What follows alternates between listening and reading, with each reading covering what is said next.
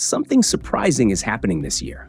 Airlines are actually making changes that passengers want. You ever wondered what would actually make flying suck less? Well, 2025 might just surprise you. From calling out line cutters and cracking down on fake service animals, to assigning seats on Southwest and giving automatic refunds when your flight gets canceled, these updates didn't come out of nowhere.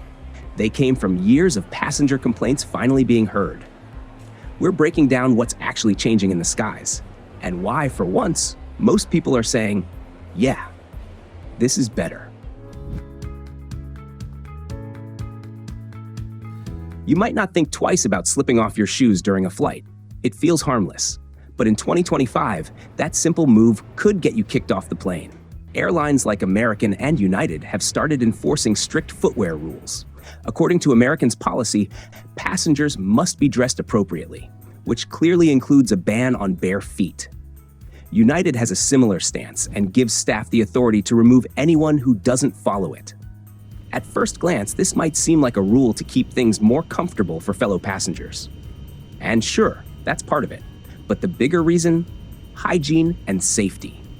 Airplane cabins aren't cleaned as thoroughly as you might imagine. Floors often carry more than just crumbs or spilled soda.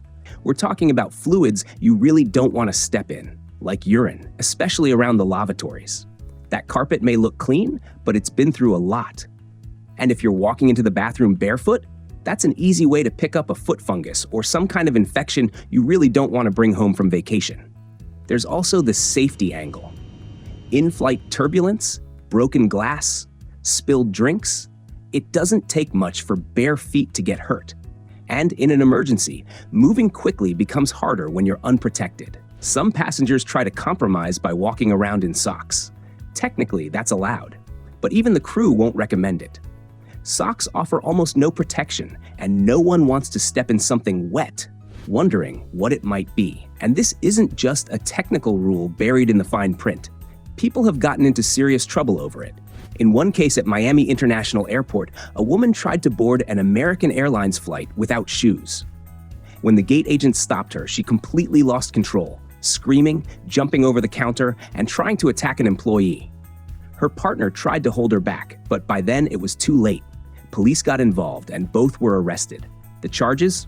Disorderly conduct, resisting arrest, and even assaulting an officer, all because she refused to wear shoes. So next time you're packing for a flight, throw on something comfy, but keep the shoes on. It's a small move that saves you from a lot of trouble. Once upon a time, all it took was a downloaded certificate and a few clicks to turn a pet into an emotional support animal. Suddenly, flights were packed with dogs, cats, even pigs and peacocks, all riding for free in the main cabin. But those days?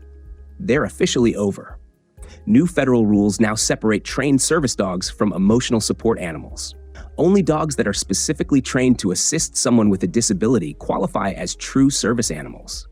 Comfort alone isn't enough. Airlines like Delta, United, and American have updated their policies to match. Service dogs ride in the cabin at no charge. Emotional support animals?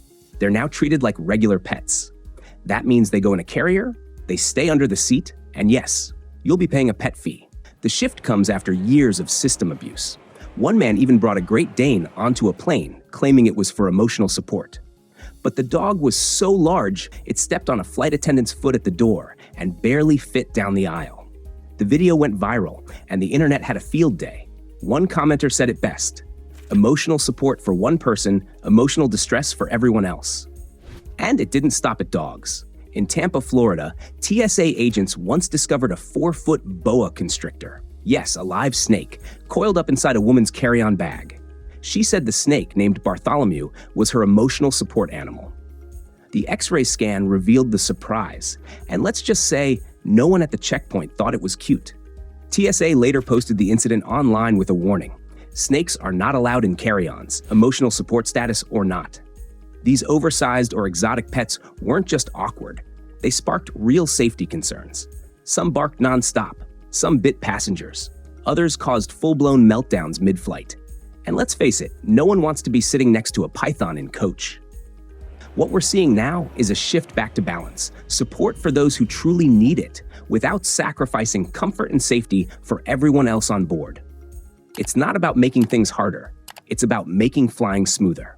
As Sarah Nelson, president of the Association of Flight Attendants, put it, the days of Noah's Ark in the air are hopefully coming to an end. American Airlines just made it a lot harder to slip into line early and hope no one notices. They've installed a boarding alert system in over 100 airports. Try scanning your pass before your group is called, and the gate will let out a loud chime. You'll get stopped, sent to the back of the line, and yeah, everyone will know exactly what just happened.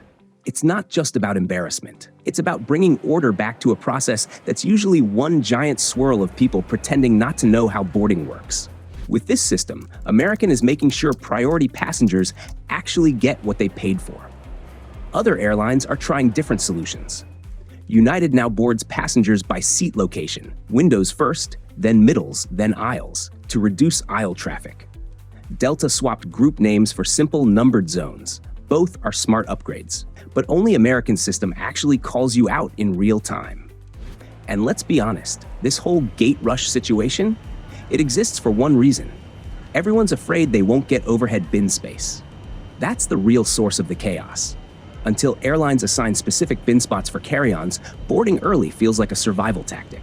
So what can you do? Pack smarter.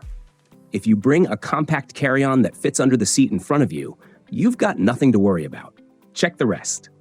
Suddenly, you don't need to race anyone to the jet bridge. You can stroll on last, skip the standing crowd, and avoid sitting on a hot, motionless plane for 15 minutes while everyone else wrestles with their roller bags. It's calmer, easier, and honestly, a lot more dignified. Until the system changes, the smartest move isn't cutting the line. It's staying cool, packing light, and avoiding the walk of shame entirely. As of 2024, if your flight gets canceled or seriously disrupted, the refund isn't something you have to chase anymore. It's automatic now. Paid by card? You'll see the money back within 7 business days. Paid with cash or a check? That one might take up to 20. No more forms. No more sitting on hold. No more disappearing into the black hole of customer service. The refund goes straight back to the same payment method you used. Which honestly is how it should have worked in the first place. This rule applies to any flight that starts, ends, or connects in the United States. Doesn't matter which airline you're flying.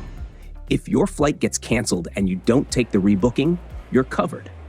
If they change your flight in a big way, like it arrives more than 3 hours late for domestic routes or more than 6 for international, still covered. If they switch airports on you, tack on extra layovers, give you a worse seat than you paid for, or change your connection to something that doesn't even work if you have a disability, you're still covered. And it's not just the ticket. If you paid for extras like Wi-Fi, seat selection, more legroom, or in-flight entertainment, and didn't get what you paid for, you get that money back too. Even your baggage fee, you'll get a refund for that as well, as long as your checked bag is delayed more than 12 hours on a domestic flight. For international, it has to be delayed at least 15 hours, sometimes up to 30, depending on the route. Just make sure you report it, because that's what makes it official. Also, airlines aren't allowed to push a voucher on you instead of giving cash, not unless you ask for it. And even if you do, the voucher has to be good for 5 years. So if your flight goes completely off the rails, don't stress. Don't chase them down. Just check your email and your bank app. If you qualify, that refund's probably already in motion. For once, the system's actually working in your favor. Since the rule took effect, there haven't been any reports of passengers missing refunds they were entitled to. So far, airlines seem to be sticking to the automatic refund policy pretty well.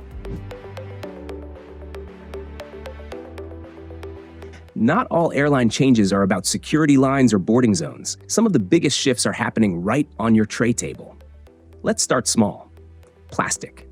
Southwest ditched the old-school cups for ones made of bamboo and paper, plus wooden stir sticks instead of plastic. They say that alone cuts out over 1 million pounds of waste a year. Their goal? 0 single-use plastic by 2030. Delta's moved to paper cups. Alaska's testing reusables. But not everyone's buying it. Some of these eco cups still have plastic linings. So the debate's still flying. And it's not just what you're drinking out of, it's also what you're snacking on. With allergies, especially nut allergies, getting more serious, airlines are quietly shifting menus. JetBlue, Virgin Atlantic, and Southwest have pulled peanuts entirely. Delta lets you request a nut-free zone if you give them a heads up. But honestly, it's not perfect. If your allergy's serious, bring your own food and read every label twice. Now, speaking of drinks, let's talk alcohol. Thousands of alcohol-related incidents have happened on planes since 2021. On average, the US sees more than 300 alcohol-fueled disruptions every year. One recent case? A man on an American Airlines flight out of Tampa got so drunk, he started yelling racial slurs, threatened to take this plane down, and even spit on another passenger. The crew held him down. Police came on board. He got arrested, the flight got delayed, and he's now facing battery charges in court. That kind of thing is exactly why airlines are tightening up. United now limits how many drinks you can order at once. American pulled alcohol from economy on some routes, and Ryanair's CEO casually floated the idea of a 2-drink max per flight. The message is pretty clear. If you get loud, aggressive, or show up wasted, you're done. You could get kicked off, fined, or banned from flying altogether. So what can you do? Bring a reusable cup if waste matters to you. If you've got allergies, speak up early and stay cautious. And if you're planning to drink, pace yourself. Staying chill at 35,000 feet is becoming part of the deal. If you've flown Southwest before, you know the drill. Check in early, grab a good boarding group, and the seat you get is the seat you pick. No assigned spots, no guessing, no seat map. For years, that open seating model was part of what made Southwest, well, Southwest. But that's about to change. Starting in late 2025, Southwest will begin assigning seats. By early 2026, the open seating era will be officially over. The airline says this shift is based on feedback from passengers.